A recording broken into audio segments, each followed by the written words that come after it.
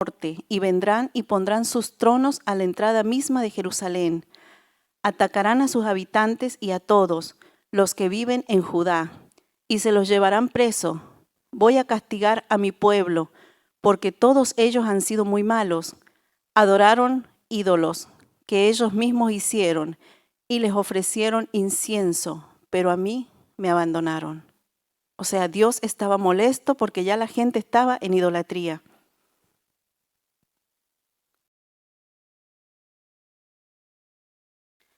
Lamentaciones relata el desenlace de estos eventos profetizados por Jeremías, de lo cual nos enfocaremos en algunos breves versículos, desde donde extraeremos la enseñanza que Dios tiene para nosotros hoy. En el punto 1 de su libro dice: castigo y enojo divino por la multitud de pecados. Y ahí nos habla del versículo de Lamentaciones 1, del 5 y el 12, que ya lo habíamos leído, que decía: es tanto tu pecado que Dios te castigó, el enemigo se llevó prisionero a todos tus habitantes. Ahora el enemigo te domina y vive feliz y contento, y todos ustedes que pasan y me ven, ¿por qué gozan al verme sufrir? ¿Dónde han visto a alguien que sufra tanto como yo? Cuando Dios se enojó conmigo, me mandó este sufrimiento. Fuerte, ¿no?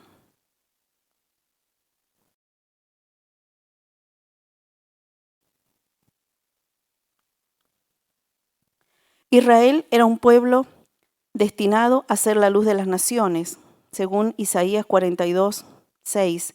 Para esto recibió las instrucciones de Jehová a fin de constituirse en un pueblo, considerando que venían de una esclavitud que se extendió por cerca de 400 años en Egipto.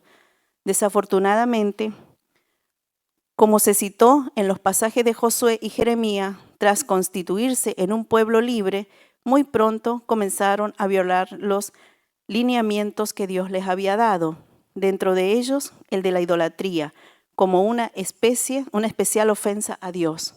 ¿Se acuerdan ustedes cuando los otros días estuve yo comentándoles acerca de cuando cruzaron el desierto, los 40 años, eso que venían de estar de 400 años de esclavitud? Dios siempre fue fiel con ellos, pero ellos siempre caían en la idolatría. Incluso en el mismo desierto caen en idolatría, no sé si ustedes se acuerdan. Ellos al salir de Egipto, sus vecinos, la gente que era del lugar, ellos les pidieron joyas y esa gente le dio joyas de oro. Y cuando Moisés de mora arriba del monte, que fue a buscar las tablas, los 10 mandamientos, como ya llevaba también 40 días Moisés allá arriba, ellos dijeron: ya no, Moisés no va a regresar. Entonces lo presionan a Aarón, que era el hermano de Moisés, sacerdote, lo presionan que les haga un ídolo, porque ya como Moisés no regresaba, y ahí nomás les hace Aarón un becerro de oro. Del oro ese que la gente le regaló allá en Egipto, lo fundieron y hicieron el becerro de oro. Imagínense, ahí mismo que estaban viendo que su ropa no se achicaba, que sus zapatos no se gastaban, que Dios les tenía alimento, que Dios los cubría con la nube, con la columna de fuego, que los protegía de todo, seguían en la idolatría. Y ahora, ya ubicados en el lugar ya estando en Jerusalén, seguían en idolatría. Y a veces no hace falta, hermanos, hacernos un ídolo, ni de madera, ni de yeso, ni de metal. A veces el mismo teléfono es un ídolo, los hijos son un ídolo, el esposo es un ídolo, la esposa para los caballeros, el carro, la casa. Estamos llenos de ídolos, porque no nos hace falta tener una imagen muchas veces.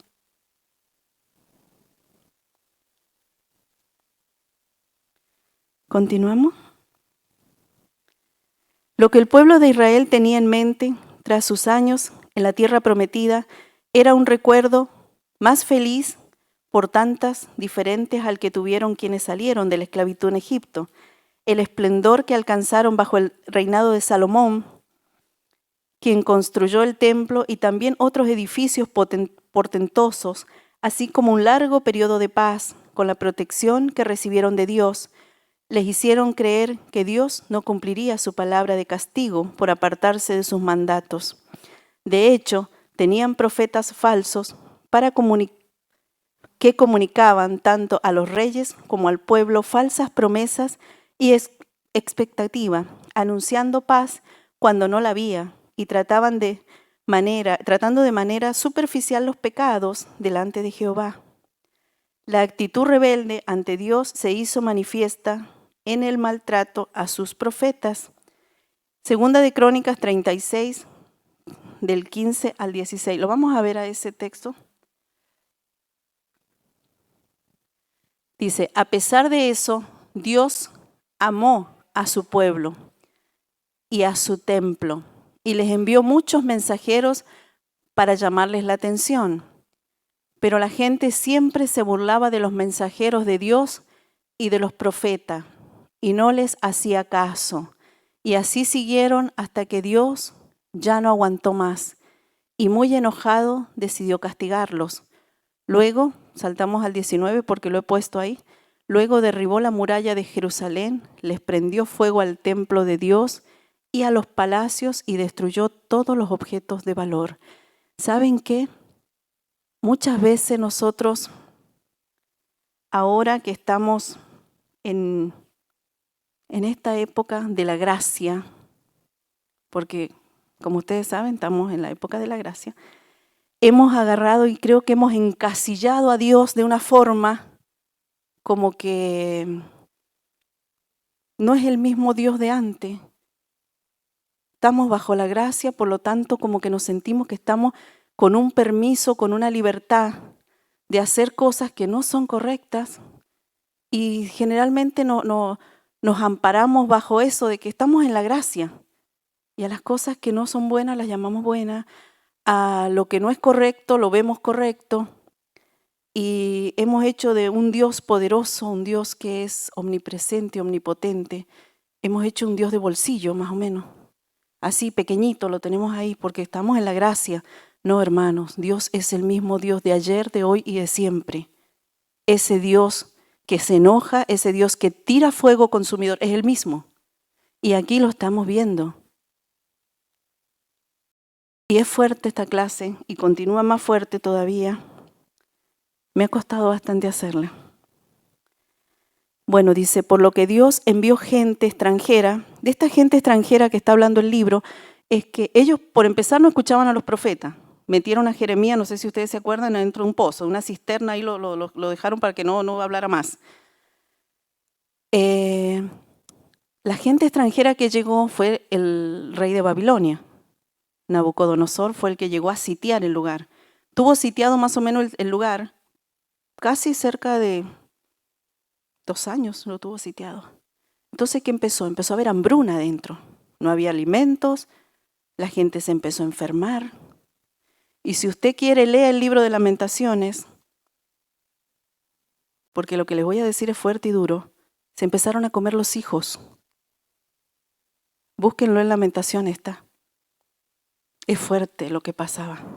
Cuando llegó tan fuerte la hambruna, y Dios los dejó que pasaran eso. Y llegó el momento donde derribaron la muralla, como dice ahí. Les derribaron la muralla, les prendieron fuego al templo y se llevaron un poco de gente para Babilonia. Un poco de gente quedó ahí. Porque Dios también se enoja. Vamos a ver el punto A, que dice la afrenta instructiva a Judá. A ver si aquí es donde tengo el mapa. Miren, yo les quiero mostrar este mapa porque cuando hablamos de Judá, tenemos una persona en la Biblia de las 12 tribus, que era Judá. Tenemos una persona que se llamaba Judá y tenemos el reino de Judá, que es el que está en amarillo. Y en esta clase nos estamos refiriendo al reino de Judá, no a la persona ni a una de las tribus, que eran las 12 tribus de Israel, se llamaba Judá. Nos estamos refiriendo específicamente al reino ahí, como ustedes lo ven, el que está en amarillo. A eso nos estamos refiriendo en esta clase, a las personas que vivían en ese lugar. La afrenta instructiva a Judá. En Lamentaciones 1:5 se describe una circunstancia que agrava la ya adversa condición de Judá. La humanidad es susceptible de crear rivalidad con otros semejantes y esto se manifiesta por razones diversas. En el fragmento del versículo que analizamos, se describe que los enemigos de Judá lograron condiciones favorables. Han sido hechos príncipe, o sea, las personas que los estaban invadiendo ya los habían hecho príncipe. O sea, estaban gobernando el lugar. Y adición a quienes les aborrecían, es decir, a quienes ellos les eran desagradables, ahora les habían sido prosperados. Considerando que Dios estaba favoreciendo este suceso, se puede comprender que Él fue quien permitió que los enemigos de Judá fueran hechos príncipes y sus aborrecedores fueran prosperados, porque Dios tenía la potestad de realizarlo. De modo que la condición de Judá era sumamente dolorosa, derrotados y saqueados, y todo esto fue hecho por quienes eran sus rivales y a quienes ellos en algún momento histórico podrían haber derrotado, a quienes ahora veían esto, veían cómo sus opresores eran con quienes habían antes rivalizado y quizás aún intimidado cuando eran poderosos. ¿Qué afrenta tan dura trae el pecado?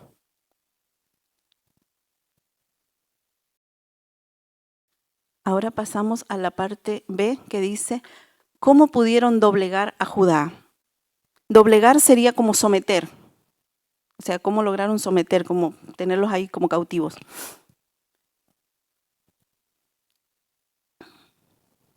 La respuesta es contundente. No fue la superioridad de sus adversarios o que éstos fueran más sagaces en la batalla. De hecho, Israel había ganado batallas sin pelear, pero ahora la situación era diferente. Era Jehová quien afligía a Judá por la multitud de sus rebeliones. El profeta Jeremías había insistido al pueblo que se apartara de sus malos caminos, porque de lo contrario acontecería esa catástrofe. Ahora Judá ya estaba enfrentando las consecuencias. No tenían a quién recurrir. Dios le dijo a Jeremías en 3 oportunidades, no ores o ruegues por este pueblo. Eso lo vamos a ver, son 3 textos que se encuentran ahí en Jeremías, donde también están en la versión del lenguaje actual. Dice en Jeremías 7:16, y ahora, Jeremías, Dios le dice a Jeremías, escúchame bien, no me ruegues ni me supliques por este pueblo, no me insistas porque no voy a escucharte. Ya Dios estaba enojado. En Jeremías 11:14 dice, y tú, Jeremías, no me ruegues por este pueblo, cuando les llegue la desgracia, yo no escucharé sus oraciones. Y en Jeremías 14:11 dice, y a mí me dijo, Jeremías, no me pidas que ayude a este pueblo. O sea, Dios ya no oía las oraciones.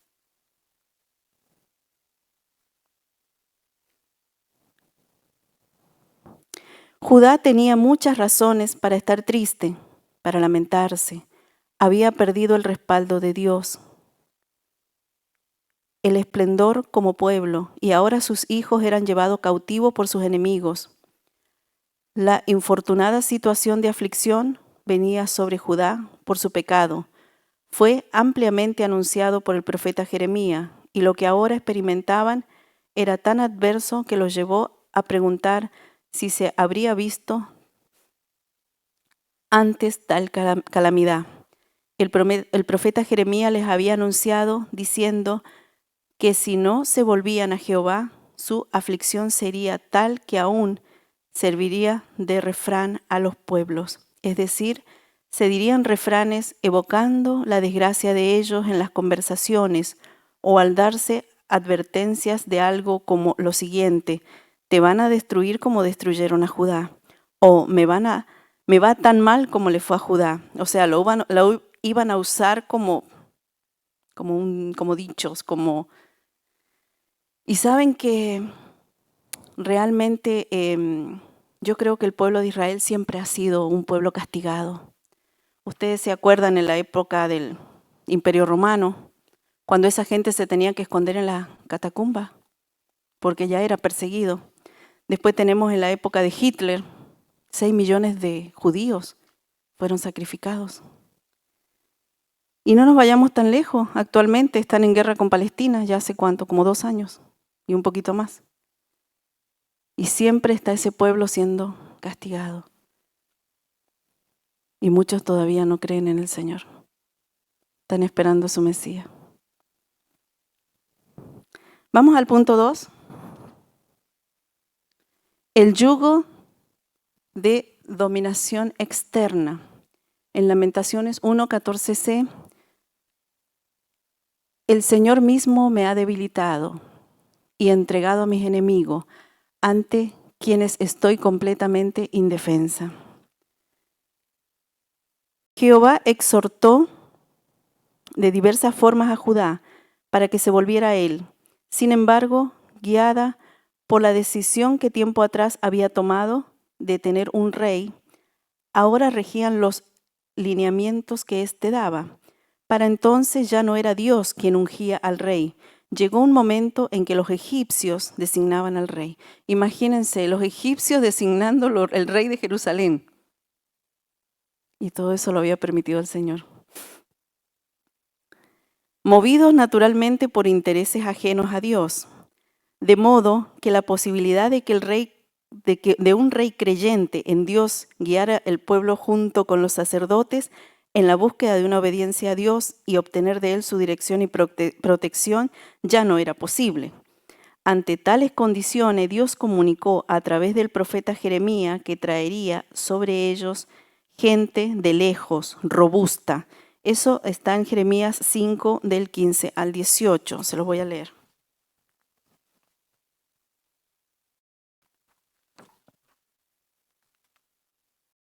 Dice: israelitas, yo les aseguro que voy a lanzar contra ustedes una nación que viene de lejos, una nación muy poderosa y antigua. Ustedes no hablan su idioma, así que no entenderán lo que les digan. Tienen guerreros valientes y cuando disparan su flecha es seguro que alguien muere. Destruirán las ciudades amuralladas en las que ustedes se sienten seguros. Se comerán sus cosechas y su comida. Matarán a sus hijos y a sus hijas, acabarán con sus ovejas y sus vacas, y destruirán sus viñas y sus higueras. Sin embargo, no destruiré por completo a Judá, porque quedó siempre un remanente. Quienes los subyugaban y a quienes servían, la descripción de quienes vendrían sobre Judá, tenían la intención de desafiar al pueblo y hacerlo reaccionar, que pudieran comprender que ante tales condiciones no podrían levantarse. Babilonia fue escogida por Dios para cumplir su castigo. Todos se acuerdan de lo de Babilonia, ¿no? ¿Han sentido alguna vez sobre Babilonia? Este no era un mensaje que Dios quería para Israel. En su trayectoria a la tierra prometida, acerca de quienes se opusieron siempre, dijo: no temáis. Deuteronomio 1:29. La diferencia para el tiempo del profeta Jeremías era que en este caso Jehová mismo traía a sus adversarios. Tristemente no se volvieron a Jehová y experimentaron las consecuencias de su desobediencia. La gente siguió desobediente y se los terminaron llevando cautivos a Babilonia. Punto 3. Aplicación del mensaje de Lamentaciones para la iglesia actual, o sea, para nosotros. Humanidad compartida, dice el punto A. El libro de Génesis describe creación del ser humano el siguiente suceso que marcó la humanidad fue la desobediencia. Ahí nomás. Yo creo que uno está leyendo Génesis, en el primer capítulo está la creación y ya en el tercero ya hay desobediencia. Y con esto, toda la descendencia de Adán y Eva vino a ser marcada por el pecado y, consecuentemente, la separación de Dios. El pueblo de Israel constituyó una nueva oportunidad a través de la cual Dios deseaba mostrar sus beneficios para la humanidad cuando es guiada por sus lineamientos. Para ello les dio instrucciones que mientras las cumplieran, los llevaran al esplendor. En medio de este caminar, sus características humanas marcadas por el libre albedrío estuvieron presentes. Al hacernos Dios a su imagen y semejanza, nos dotó de un libre albedrío, por medio del cual podemos reflexionar y luego elegir lo que deseamos hacer. El deseo de Dios fue desde el principio que el ser humano de propia cuenta eligiera sujetarse a Él, superando el engaño de Satanás, al igual que el pueblo de Judá, en su decisión de seguir o no los lineamientos divinos, la Iglesia desde sus orígenes ha estado en igual posición.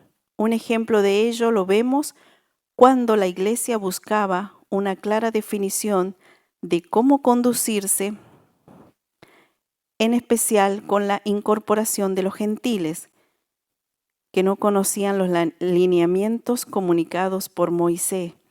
Así pues, la Iglesia hoy comparte la misma naturaleza humana de quienes vivieron lo descrito en el libro de Lamentaciones y por lo tanto está expuesta a los mismos desafíos. O sea, por más que esto haya pasado en esa época, seguimos expuestos a los mismos desafíos porque el pecado siempre está ahí. Yo creo que uno solo de ver esa imagen ya sabe a qué significa, ¿no? Cuando comenzó la desobediencia. Un mejor pacto. Se ha hablado mucho de esta palabra en estos días. El hermano Guadalupe nos habló de pacto cristiano de conducta.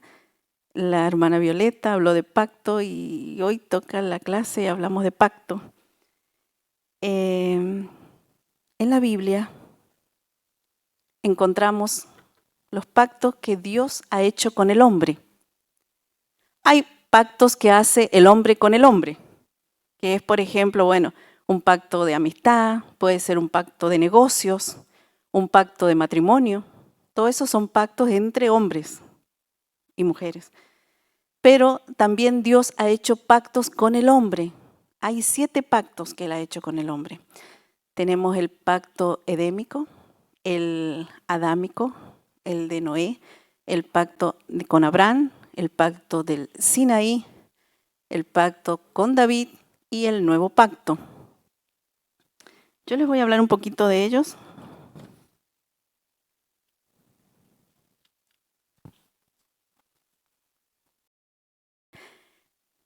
El pacto edénico, que es el primer pacto,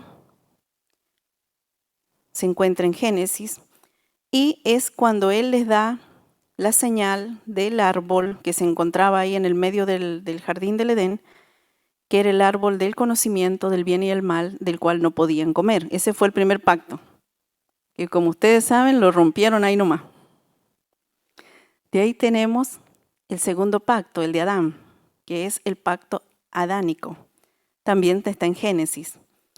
Es cuando surgió la enemistad entre la serpiente y la mujer, cuando ellos son sacados del Edén. Después tenemos el tercer pacto, que es con Noé. Ese pacto fue cuando fue el diluvio. El pacto que él hace es que no iba a volver a destruir la tierra con inundaciones, con lluvia, y que una forma de Dios recordar de no volver a que vuelva a pasar lo que pasó con la época de las inundaciones con Noé, era que cada vez que llueve va a aparecer el arco iris. ese es el recuerdo de que eso no va a volver a pasar. Al menos la tierra por lluvia, por agua no va a ser destruida. Entonces, ese es un recuerdo que hay del pacto que hizo él con Noé, el arco iris. Después tenemos el pacto con Abraham. Ese pacto fue el de la circuncisión, que toda persona tenía que ser circuncidada. Si ya eran adultos, tenían que circuncidarse. Pero desde ese momento en adelante, todo varón tenía que ser circuncidado al 8º día de haber nacido. Ese era el pacto con Abraham. Tenemos el pacto con Moisés. El pacto con Moisés ese se encuentra en Éxodo. Todos los otros están en Génesis. Ese se encuentra en Éxodo y es el de los 10 mandamientos, cuando él le da la tabla de los 10 mandamientos. Tenemos también el pacto de David. Se encuentra en Segunda de Crónicas. Es cuando él le dice a David que siempre va a haber en el trono un descendiente de la casa de David, que va a estar sentado en el trono de Israel para siempre. Y el nuevo pacto, que se encuentra en Jeremías y en Segunda de Corintios, es en el que estamos nosotros. Porque antes, yo ya les he hablado aquí, que ellos se amarraban ¿se acuerdan? La ley en la mano, se ponían la cajita en la cabeza para recordar la palabra. Hoy en día, en ese nuevo pacto, la palabra de Dios está grabada en nuestros corazones y nos la recuerda el Espíritu Santo que vive adentro nuestro. Ese es el nuevo pacto. Y la iglesia está en el nuevo pacto. Les voy a leer algo de eso. Dice, el pueblo de Israel tenía que cumplir con muchos ritos y costumbres para llevar a cabo su adoración a Dios. Cuando Cristo vino, todo esto cambió.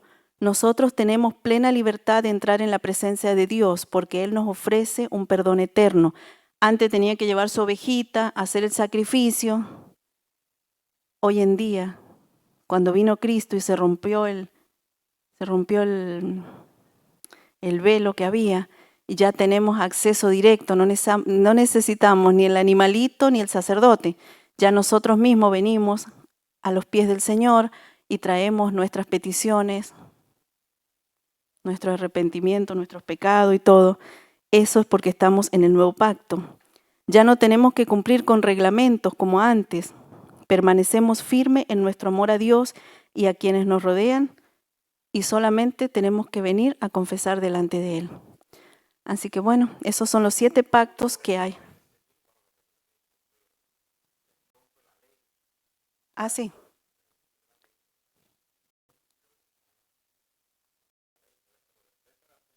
Uh-huh. Efectivamente.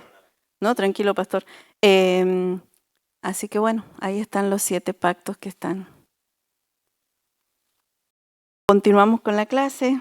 Dice, Dios siempre buscó la reconciliación con la humanidad, que Él creó a su imagen y semejanza. Dios es relacional y por eso anhela la relación con el ser humano, la cual fue interrumpida por el pecado desde la salida de Adán y Eva del huerto. Dios realizó diversas acciones a través de pactos, con los cuales buscaba la reconciliación del ser humano con Él. Sin embargo, con la venida del Señor Jesús, su sacrificio y resurrección, se abrió un nuevo pacto, el cual es mejor y eterno. Pero al igual que Judá, si incumplimos nuestra parte del pacto, lo invalidamos, perdemos la bendición de Dios. Eso es importante, porque aunque estemos en la gracia, tenemos que seguir obedientes, sobre todo, porque como vieron, lo que empezó todo fue la desobediencia. Y perdemos la bendición de Dios y nos provocamos consecuencias de tristeza y aflicción. En su misericordia, Dios recurre a diversas formas para preservarnos en el sendero de la gracia. Uno de ellos es la tristeza que proviene de Él, la cual produce arrepentimiento para salvación, mientras que la tristeza del mundo produce muerte. Vamos al punto C. que es el desafío vigente. De la misma manera como Dios exhortó al pueblo de Israel a través de los patriarcas y los profetas hasta la llegada de Juan que habla ahí es Juan el Bautista, cuando él vino a bautizar y a hablar de que venía el reino de Dios antes de que Jesús viniera. En este tiempo, a través de su palabra escrita, la Biblia sigue expresando su llamado y exhortación a vivir en conformidad con Él, buscando la vida de santidad, como dijo el apóstol Pablo. No que lo haya alcanzado ya, sino que prosigo. Filipenses 3:12. De la misma manera como Judá fue desafiada a preservarse en el pacto con Dios y fue advertida de las consecuencias de la desobediencia, así nosotros somos llamados a preservarnos en el nuevo pacto con Cristo, expuestos a las acechanzas del príncipe de este mundo, el diablo, que anda como león rugiente viendo a quién devorar. Creo que puse un texto ahí. Sí. Ahí sale un pedacito nada más del texto en el libro, pero yo quiero que veamos ese texto que está, incluso le agregué el 9, dice, así que pongan sus preocupaciones en las manos de Dios, pues Él tiene cuidado de ustedes. Estén siempre atentos y listos para lo que venga, pues su enemigo, el diablo, anda buscando a quien destruir. Hasta parece un león hambriento.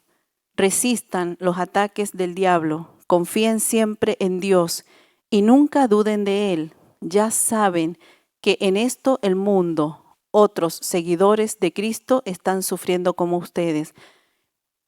Ese texto nos quiere decir que no solamente nosotros sintamos que a veces estamos como constantemente en luchas, en problemas. No, a todos los seguidores del Señor en distintos lugares del mundo tienen las mismas aflicciones que nosotros y tal vez hasta más. Porque si uno se pone a pensar, uno cree que es uno nada más el que le pasa algo. No, todos están iguales. Gente que es perseguida, lugares donde ya no se puede leer la palabra, donde las personas que tienen una Biblia van a la cárcel o incluso hasta mueren. Imagínense que el mapa que yo les mostraba recién de Jerusalén, ese lugar fue donde el Señor comenzó, donde el Señor instruyó a sus apóstoles, donde se empezó a esparcir la palabra de Dios a todo el mundo y nos llegó hasta nosotros. Ese lugar hoy en día está en la ventana 1040, que es una ventana que se llama 1040 porque justo está en el paralelo y en el meridiano, que es el 1040, por eso le llaman la ventana 1040. Abarca varios países, ¿no? En esa área de Asia. Y en ese lugar está prohibida la palabra de Dios. Imagínense, de donde salió la palabra de Dios no se puede hablar de la palabra de Dios. Y generalmente los misioneros que van a ese lugar, porque sí llega la palabra de Dios, tienen que ir prácticamente escondidos. Conocemos personas que llevan la palabra de Dios a ese lugar y van como enfermeros, van como entrenadores de algún deporte y entran con visa 6 meses al lugar como enfermeros, como doctores, como siempre haciendo como voluntariado. Y mientras están ahí tratan de hacer sus pequeñas células, sus pequeñas reuniones para llevar la palabra de Dios. Porque en ese lugar está prohibido. Imagínense. Y cuánta gente es perseguida el día de hoy por eso. Y se va a poner peor. ¿Qué es lo más triste?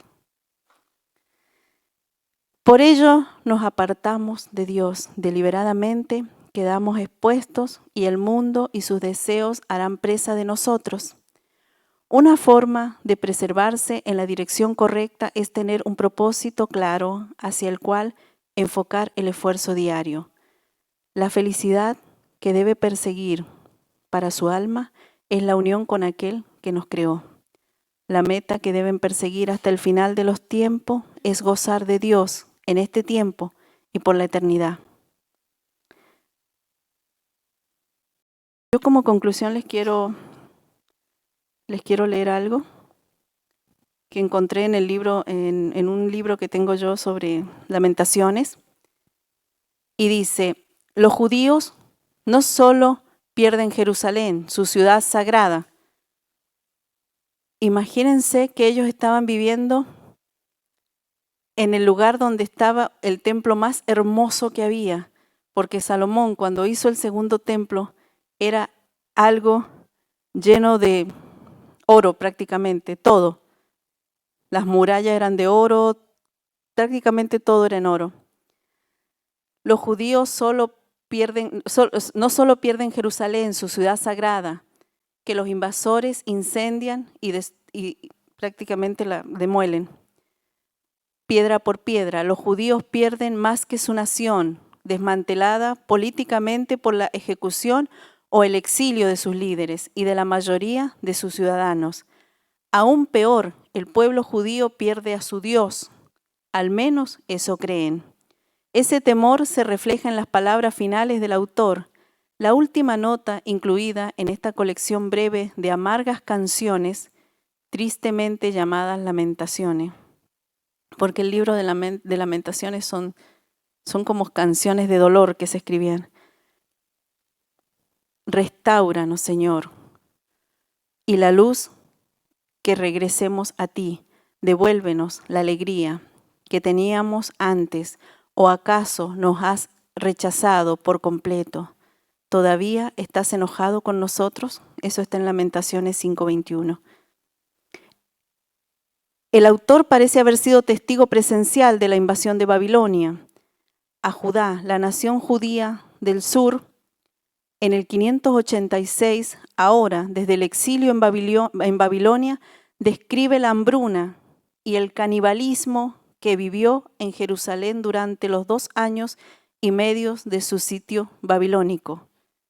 El poeta también habla acerca del desconsuelo por tener que vivir tan lejos de su tierra. En la historia judía no existe un suceso tan horripilante y trágico como el Holocausto de la década de los 40, en el que 6 millones de judíos fueron exterminados por una oleada genocídica de barrios en toda Europa.